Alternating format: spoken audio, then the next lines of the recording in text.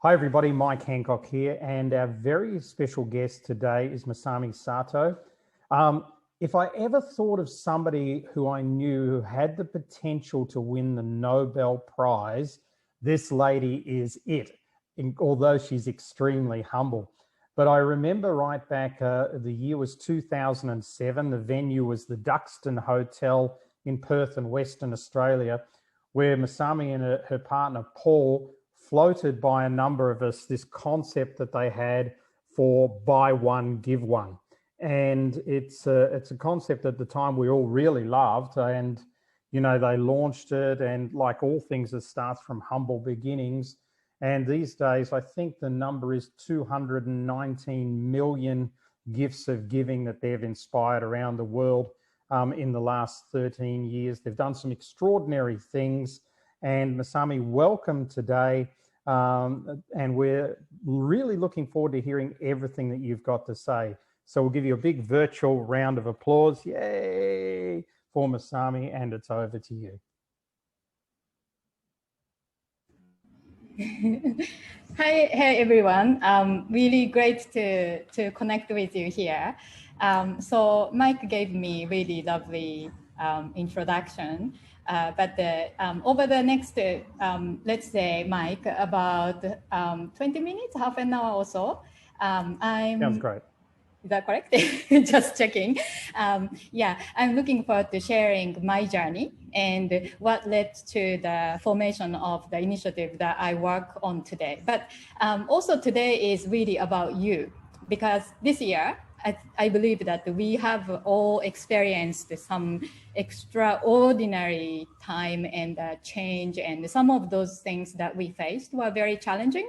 But I think you being here today indicate that you are here for a reason, and you've overcome many of the challenges to be here today, to be able to spend the time coming together, learning and thinking about how you can grow your impact that you have in the world. So let me share my screen so that I can, hold on, hopefully, all right. Am I? Hold on. Yes, we can see your screen, Masami. Perfect. Oh, hold on. There is a little bit of issue. Just let me just get back to this.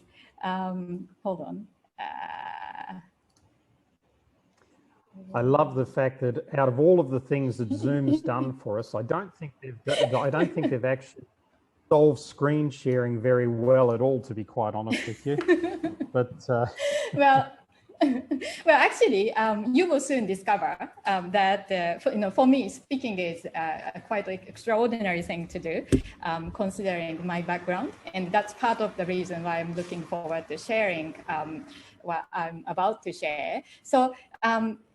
Here I'm talking about actually purpose, like when we were interacting with people and connecting with each other, how is it that we can all focus on speaking on purpose so that that would lead to a great impact in the world. And just a quick introduction about me. So I founded B1G1, and Mike mentioned a little bit that he knows me from the beginning of my journey, and which is actually 13 years ago. That's a long time ago. And actually in the kind of like a speaking space or a coaching or a consulting space, my partner, Paul Dunn, is a lot more famous. So some of the people Mike is connected with probably have seen Paul speak, but they may not have seen me talk about the B1G1. So this is a quite rare opportunity that Mike has given to me. So this is B1G1's website today. And so first of all, we have two initiatives that today that we have. One is B1G1, and another one is called the Speaker for Good. And so with the Speakers for Good, I also represent the different type of speakers around the world who are part of this initiative. And every time they speak, they also create a great impact. So every business or every profession can become a force for good. And I'm just really glad that today I get to connect with you. So now the story is this. When we look around our world, we see the picture like this. It's an amazing place that we are in. And in this big world, we are like this tiny little dot. I don't know if you can see that tiny little dot, so I just make it a little bit bigger. So that's the dot we are in this big world, looking around and thinking about where we are heading. So when we reflect on our life and what we do, and we realize that this is very similar to a journey that we take, a travel. Like when we travel, we may have a destination. Oh my gosh, just hold on a moment, just quickly.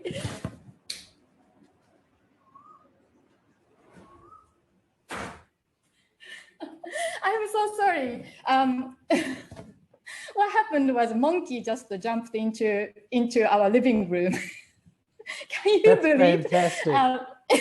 That's the beauty of two living in monkeys Singapore. Standing. Oh my gosh, I could have shown them to you, but I'm, I don't know whether you are where you are working from home or not, but I work from home right now in Singapore, and we live across this beautiful reservoir. And there are some monkeys, but today is the first time they just stepped into this room. So they probably, obviously, they wanted to meet with you. Oh my gosh, I was just shocked. So back to the story. Oh my God. Back to the story. So, we think it's quite often about the destination, where we are heading. That's the purpose of our journey. But what we realize is that as we go through this journey and things are happening in our life, in our business, then when we look back, quite often what we realize that it's not so much as the destination which we are heading that matters the most, but it's the discovery that we have along the way that gives us new perspectives. And so today we're going to talk about these new perspectives, about the way we see our world, as well as the way we see our own journey. So to get there, let me start with my own beginning and a little humble, tiny beginning. So this is me and my sister sitting in front of a shop that my grandparents owned. And growing up, I grew up with this business and helping my grandparents run their own small family business in Tokyo. And I learned so much just by being in a business environment as a young little girl. And also because I was very shy and quiet child. So for me, this being in the business with my grandparents gave me the opportunity to learn so much more. And but I felt very small in my own little world too. So, for example, in Tokyo, back then, it was still quite rare to see foreigners. Today, there are lots of foreigners coming to travel in Japan. But when I was growing up, it wasn't so common to see, foreigners walking on the street, even in Tokyo. So if they would come into our shop accidentally, I would usually run into the back of the shop screaming like gaijin, gaijin. And gaijin, the word gaijin means outsider, but it means also foreigner. So in Japan, people call foreigners gaijin, outsiders, because they kind of have a perception that they are from outside and we are totally different from each other. Right, so that was kind of my world. But being in the business environment, one thing I had was the curiosity. So I didn't know how to speak in front of people, and I was very shy and introvert. But with the curiosity I had when I graduated from school and I had the freedom to explore the world, I decided to travel. So I went traveling around the world. So that's kind of me, little tiny dot, me. So when I was backpacking and traveling around the world, and this time, even though I was shy, but I lost something that I actually had, which was the language. So I couldn't speak English when I left Japan at first. So even being a quiet child, for not to have any words to really explain, my thoughts or my feeling. That was initially very scary and challenging.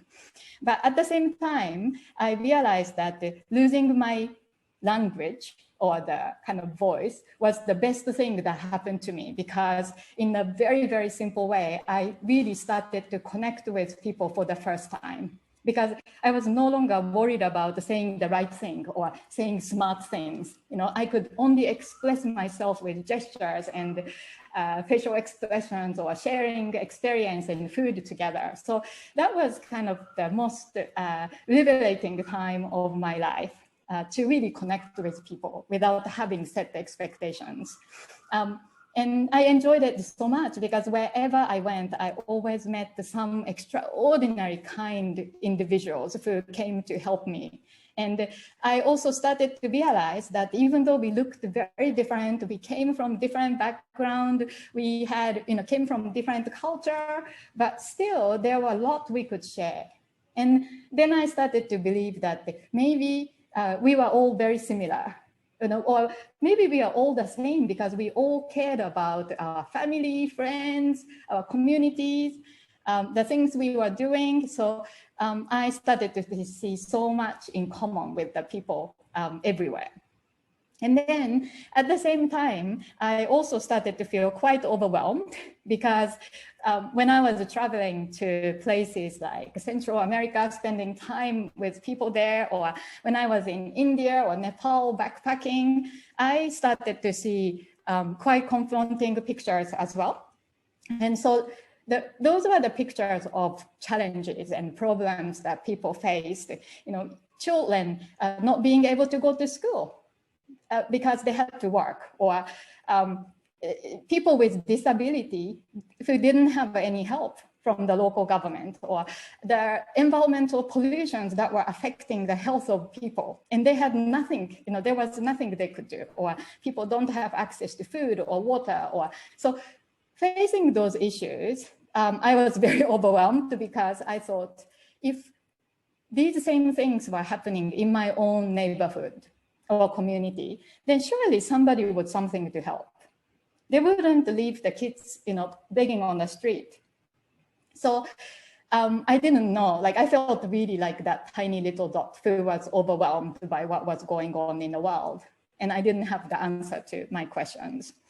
So anyway, after actually experiencing those things and, seeing these big numbers, like 790 million people still lack access to clean water, or 264 million children have no access to formal education, or 294 million people do not have access to electricity, or, every year, 3.5 to 7 billion trees are being cut down. And we are just keep losing the forest coverage in the world. And if we look at these big numbers without having the answer to those big numbers, then we could, of course, get overwhelmed. And then we might give up, and we might go, okay, somebody need to fix this, but it's not me. And it's easy to do that as well. So when I reflected on those big issues, and then when I also went back to, after traveling multiple years, when I went back to my own country and looked around the big city and seeing that everybody being busy doing what they were doing, but I started to feel like a little bit kind of disconnected from what was going on. And then I thought, okay, I can't fix the problems in the world. But I also didn't want to create more problems in the world. So I thought at that time, being a very simplistic person, I thought if I stopped buying things, maybe I create less harm. So what I did was to move to a countryside in Japan. And then I decided to live with farmers so that I could learn to grow the food I eat, or make things that I need to use in my own life. So that's what I did. So about 2 years in my youth, actually, I managed to spend the time with local farmers who are running traditional way of farming and living. And then I thought, if I could learn how to create a self-sustainable life, then at least I could say I create less damage to the world. So that's what I did. Now, after that, 2 years, I learned a lot. And then there was one most important thing I learned. And the important thing I learned was that I was actually wrong. I was actually wrong to think that I could create a self-sufficient life. And I was also wrong to judge the world of what was happening, because what I realized was that throughout the time I was in the countryside, I learned to connect. I learned to be part of the kind of nature and the environment and the people in the community and help each other to create the real sustainability where we are. And so throughout that time, I learned a lot of important, useful learning, and some of which I still apply to my business every day. And today I want to introduce you to this idea of cycles of creation. So in the natural environment, and when you try to understand how people like farmers create sustainability or abundance through what they are doing, then we learn quite a lot from them. So I discovered that there are different approaches to doing this. And you can kind of think about what happens in the business environment as well as we go through these two cycles. So one of the cycles, and both are possible cycles, but one of them starts with the kind of beginning where we identify something we need to get. And then next step is for us to try to get that. So we probably have a different strategy to try to get what we want. And then we will go and then get it. Then as a result of obtaining which we wanted, what tends to happen is this. And it's whether it's like something that we thought was valuable to gain, it eventually becomes something that's not so valuable, or it could be that you lose the interest in something that you wanted, and then continuously go through this dynamic of, okay, now we don't have enough, so let's go get something, and then we try to get it, and as a result, we kind of experience a certain form of loss. And then there's another cycle, luckily, and another cycle starts with the concept of or realization or understanding of having. So we recognize something that we have, and then we find a ways to actually give and share or contribute what we have. And then as a result, we receive more of the gift that we want to have. And so these cycles, there are underlying kind of patterns or feelings. So the first cycle has a kind of deficient cycle where underlying feeling in that cycle is always like, there's never enough. So we need to get more. And then the second cycle has an underlying feeling or kind of perception of sufficiency. So what happens is, first of all, farmers always appreciate what they cultivate and the gift that they receive from the nature. And then they don't waste anything. So everything that they grow, everything that they harvest, or even the straws, after harvesting the crops, they will put it back in the soil or find the ways to give more to the nature or the community or to each other. And then as a result, they would have a more abundance coming in and then feel grateful for the harvest that they receive. So it's not necessarily as straightforward as this, like there are lots of things that happens that disturbs our cycles. But at the same time, if we think about it, there are kind of broadly two different distinct types of cycles that you can create, then which cycles would you prefer to create more of in your life or in your business? And I think it's easy for most people to say, well, I'd like to have a more sufficiency and sufficient cycle where people come together with the idea of contributing and giving the gift to each other and support each other. And as a result, we have a more abundance. But it's also easy to say, well, that world is operating in the getting cycle, like the deficient cycle. So I cannot change that. It's easy to say that too. But the interesting reality is that these cycles are actually created every day, everywhere. So when we have a company, and sometimes like the trust issue might become a big issue for businesses, especially sometimes like big corporations, that the employees don't trust the company because they feel that the company is exploiting them. And then as a result, the company thinks employees are actually cheating them or slacking, all that. So actually the creation of cycles, these cycles are intentional. We can choose to create the giving cycle around us. And then when you do so, you win because you attract the people who want to operate in the giving cycles as well. So this is a kind of one, simpler models of creating abundance that I learned from, working with farmers in Japan. So with that new pair of eyes, we are going to start to look at some different set of numbers as well. So let me introduce you to some big numbers again. First of all, when we look at some of the global priorities and important issues that exist in the world,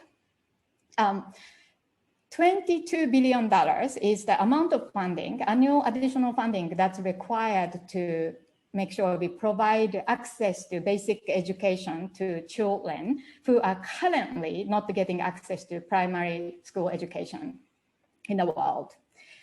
$23 billion is the amount of annual additional funding that's required to make sure that the people have access to clean water. $30 billion is the amount of additional funding required to make sure that the children in so-called developing countries who currently are malnourished. So if we are to give them basic nutrition, access to basic nutrition, it costs us $30 billion. So these are still big numbers, much like the numbers we saw at the beginning. But let me now show you another set of numbers. So these are the global industries, the figures in different industries. $168 billion is the annual funding coming into publishing industry. $1 trillion is the income coming into pharmaceutical, and it could be even bigger now. $856 billion is the annual funding in fast food industry. And this doesn't include, all of the restaurant food and the groceries and the cafes. And so when we look at these numbers, it was a new pair of eyes, then we start to see, because, the world has so many different businesses operating and doing what they do. So if we really think about the power that we already have in our businesses, the businesses in our world, then the big numbers that's required for us to collectively come together and solve some of the big issues in the world may not be so difficult now. And so it may not be about the lack of ability, but it may be about lack of connections. It's just that the meaningful and impactful connections are not formed in the world to channel our ability to make a difference with the actual impactful opportunities to make those things happen. Maybe this is a plumbing issue rather than the ability issue. So when we have this, understanding of connection, then we can start to actually reflect on what this is all about in a new way. So in terms of connection, actually this photo is a photo of my daughter, Myra, who was born in New Zealand nearly 20 years ago. And so that was kind of deep moment of connection for me. And if you reflect on your own life, then you probably have these moments of connections which transformed how you think, how you feel, what you do, and all that. So we all have these moments of connections. And for me, meeting her was a special moment of connection. And so what happened was, even though when I was traveling around the world as a young backpacker, I didn't know how to fix all those big problems, even though I cared about them. When I met my own daughter, everything kind of transformed in my mind, because those children I met when I was traveling were no longer about those children I couldn't do anything about. Because when I realized that for my own daughter, I would do anything. You know, if she had difficulty, then I would do anything to provide everything for her, to make sure she's safe and she has the opportunity in her life. But if I said that I cannot do anything about any other kids, then I didn't feel like it was the right thing to do. So at that time, when I had this overwhelming sense of connection, I thought that I would do something, even though I couldn't fix all of the problems in the big world. At least I would do something to help someone. So that's when I decided to go into business. And so having 3-month-old baby on my back was probably not the best time to start a business, but I did. And I felt that it was just the right time to do so. So in Christchurch, New Zealand, I started the very first business, which was basically to take over this struggling takeaway food bar because they wanted to get out of business. So they were selling the business for like almost nothing.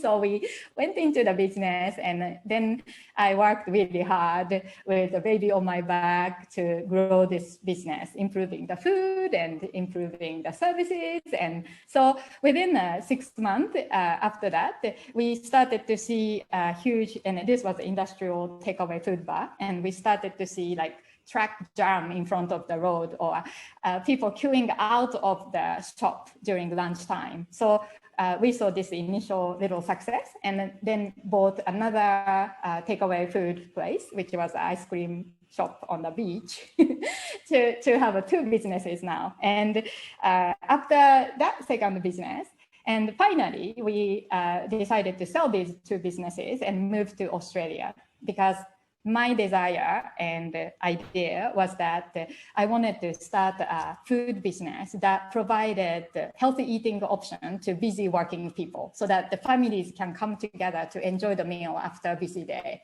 So to do this work on this concept, we sold the businesses in New Zealand and moved to Australia.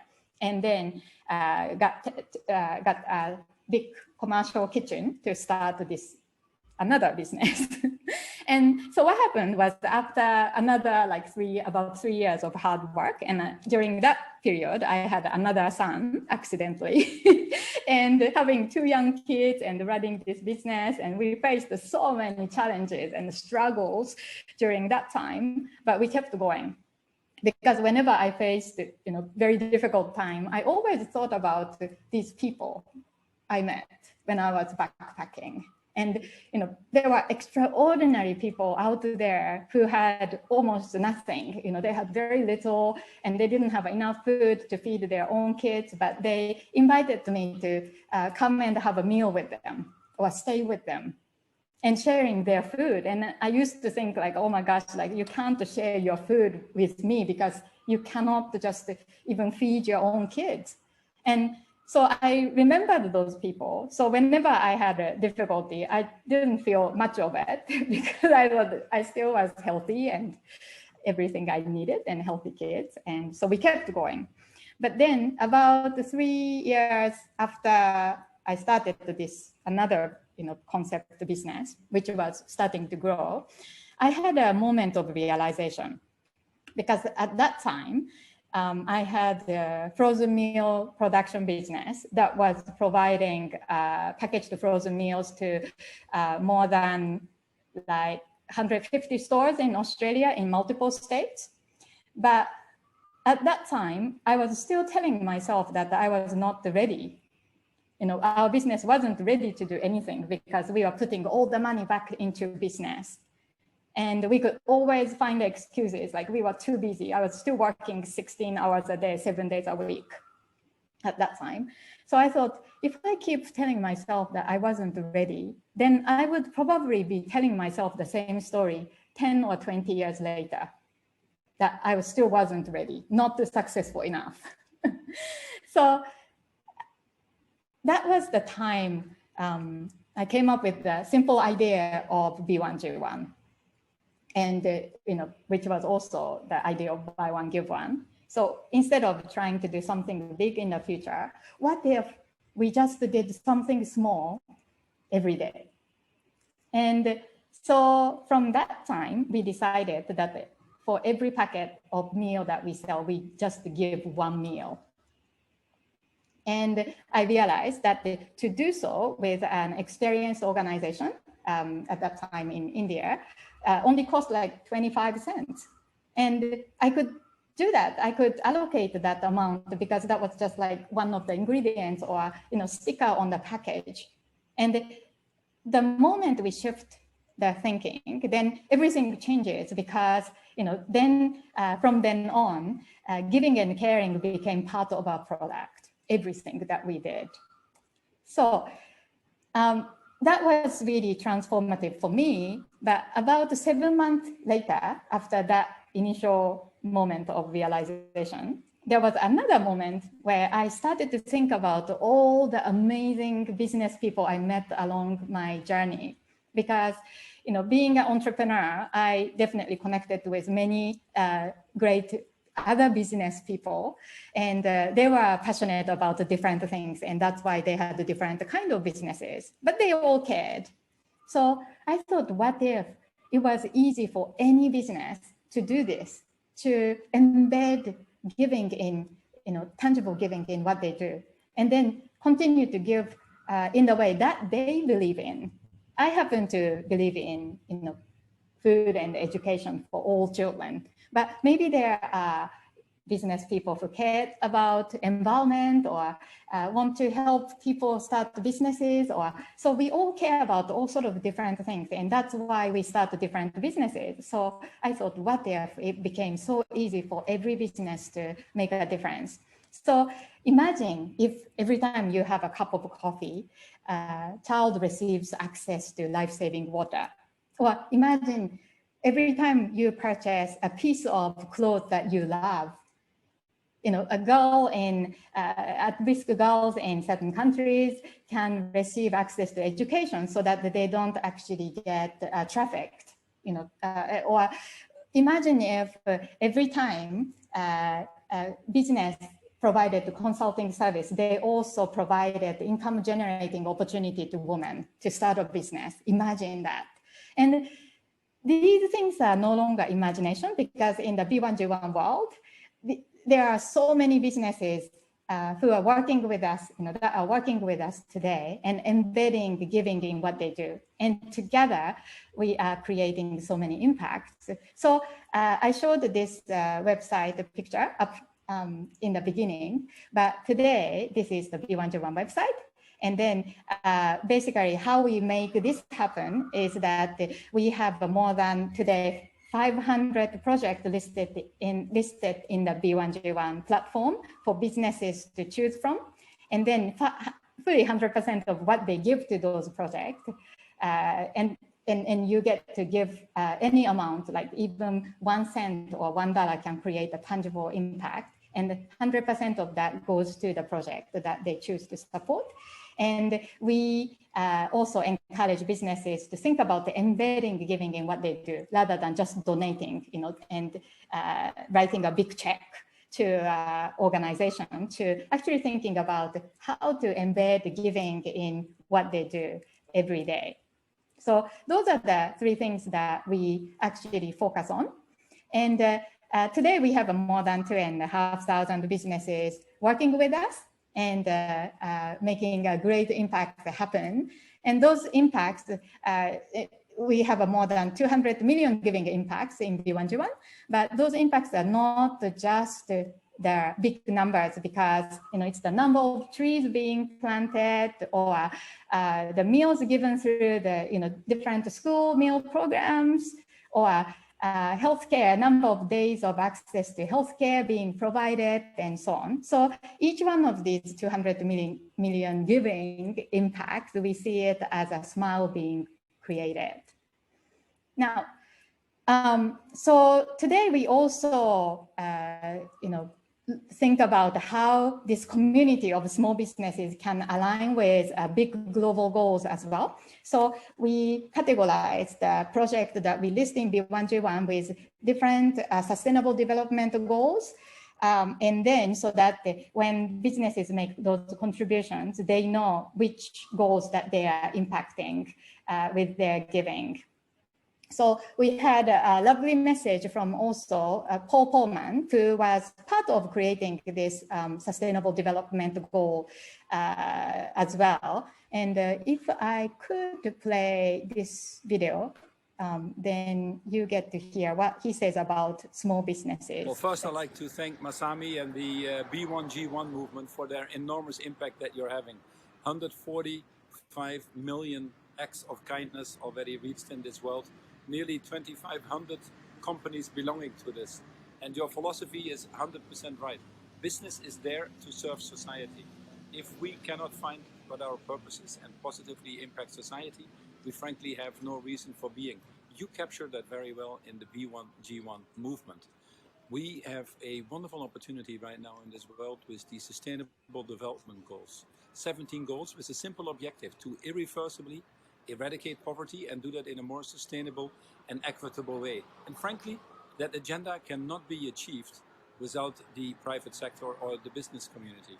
If every business would see how they can contribute to the Sustainable Development Goals, they will have a true purpose and a true reason for being. We see increasingly that the businesses are discovering the opportunities of the Sustainable Development Goals.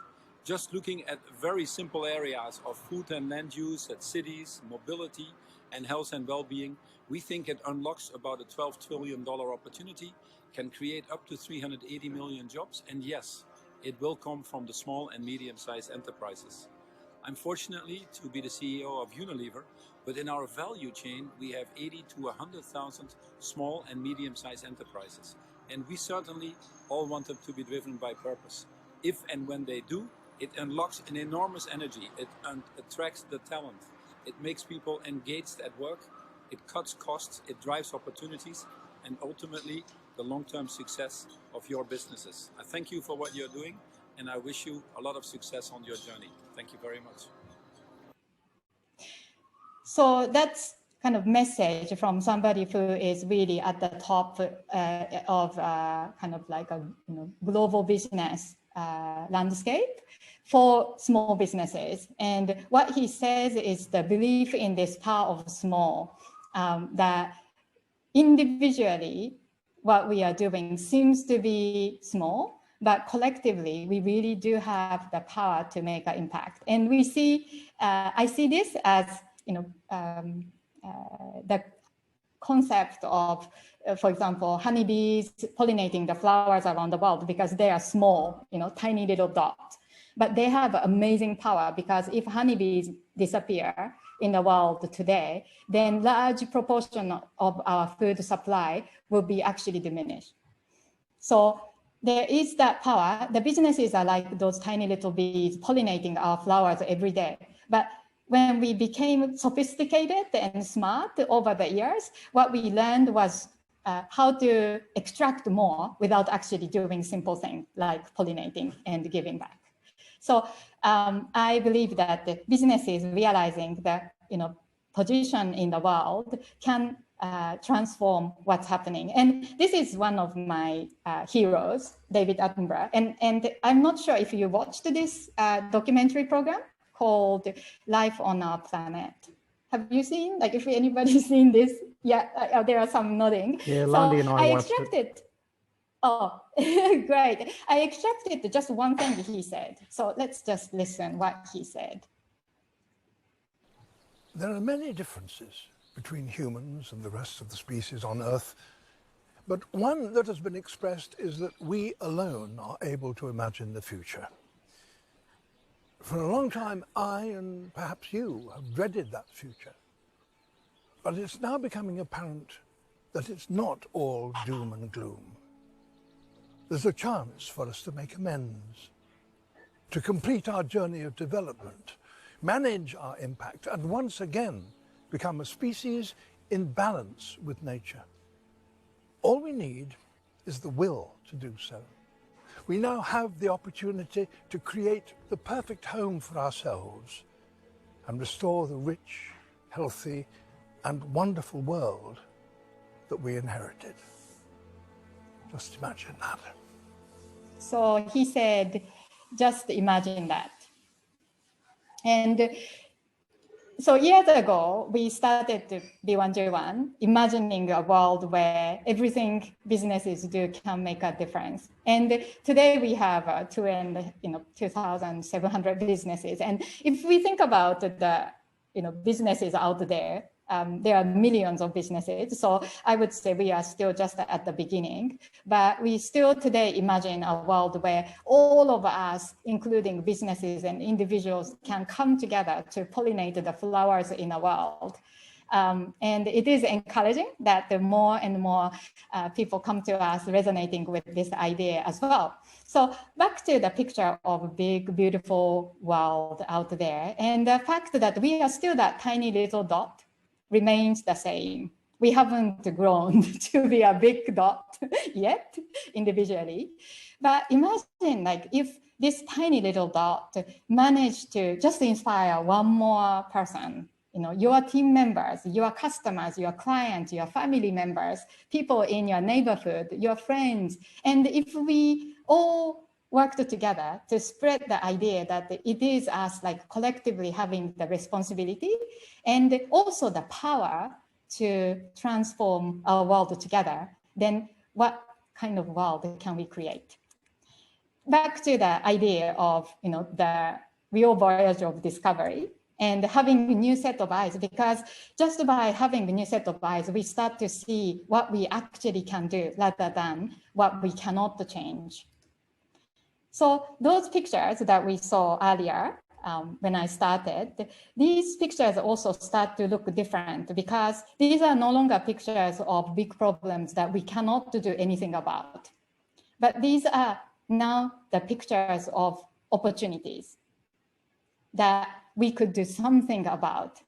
So imagine if we worked together to transform every picture, everything we recognize and see into an opportunity for us to come together and make a difference, then we really can create a world full of giving every second, every day, and in every way as well. So thank you so much for giving me your very precious time listening to my story. And I hope that you kind of reflect on your own journey and think about why you are here and what you can do. And if you feel that you are inspired and want to connect with me, then please do so and reach out to me. You can find me on LinkedIn or elsewhere, and also come and visit our website as well. So thank you, Mike, for the lovely invitation to come and then share with your community today. Masami, it's been fantastic, and thank you so much for sharing. And folks, before we get into a couple of questions, because I know you'll have questions, firstly, the website is b1g1.com, so you can go and check that out. I still remember having some of your food, some of the frozen food that you did. In fact, I think I survived on it for several days. That might have been even back in 2006. It was very good, I have to say. Yeah. And congratulations on everything you're doing. And I find it fascinating that a monkey ran into your apartment. Yes, it was a bit messy at the beginning. So. Oh, I know they can be. I was saying to Landi, who's sort of just off to my left at the time, a monkey just ran into Masami's apartment, and she said, "Oh, the monkey is essentially the Joker. It's the person who wears the mask, who laughs a lot, but is actually really highly intelligent." And I said, "Oh, it's perfect for Masami, right? So you change the world, but you've still got the humbleness and the fun side to you as well. So I think it's a perfect totem to run on there."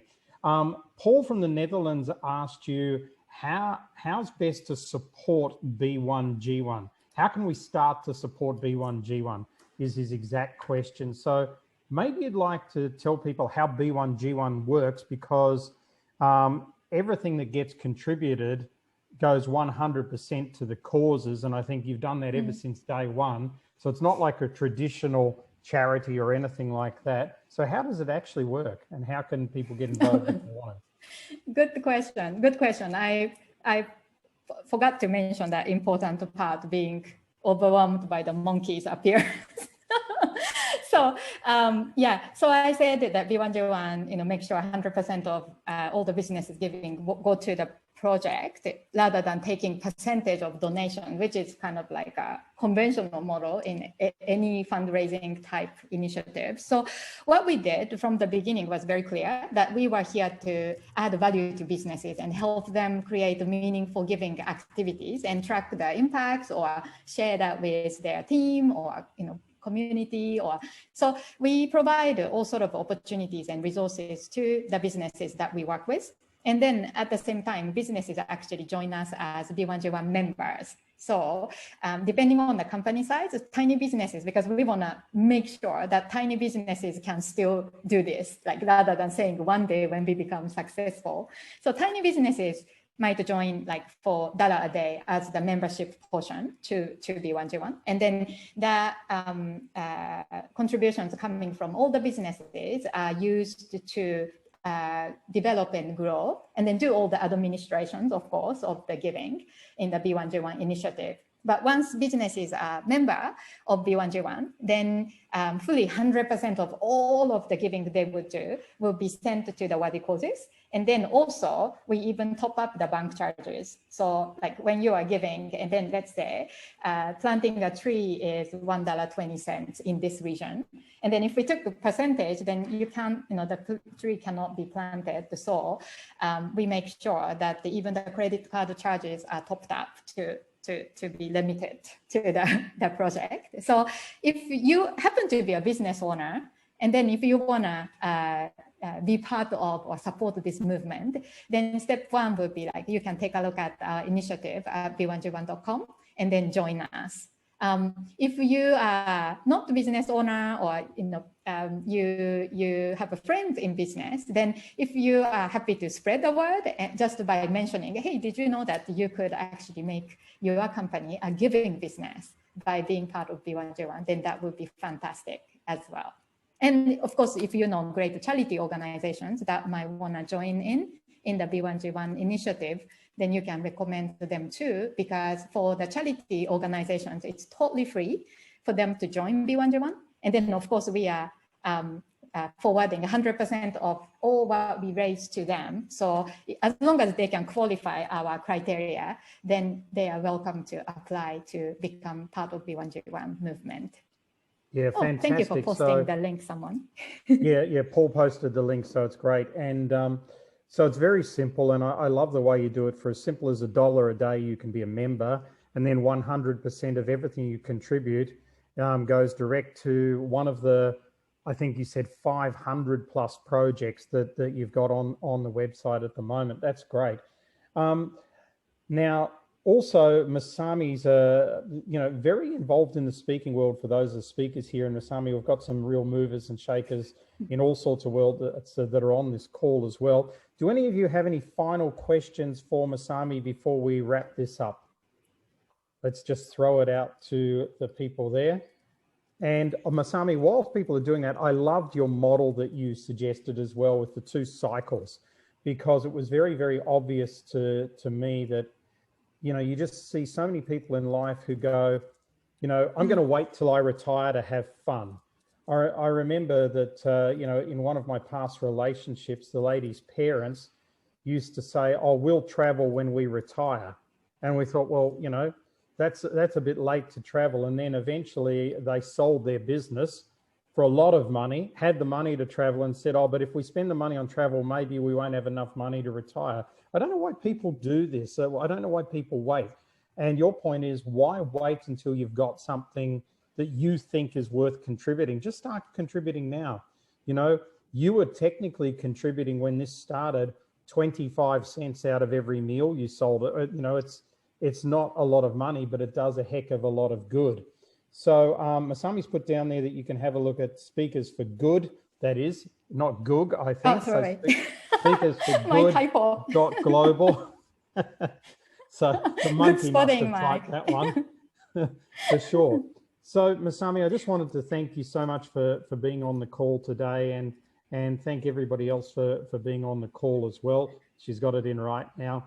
And we wish you all the best. We look forward to doing more contributions, some more partnerships with you and Paul. I've got Paul speaking with Landy and I on a webinar next week, which goes out to, you know, all of our extended lists and everything like that as well. So looking forward to that. Thanks everybody for being on the call today, and we'll see you all later. Masami, thank you so much. Thank you so much, everyone. Everybody's giving you the virtual clapping. Thank you. That was amazing. Oh, lovely.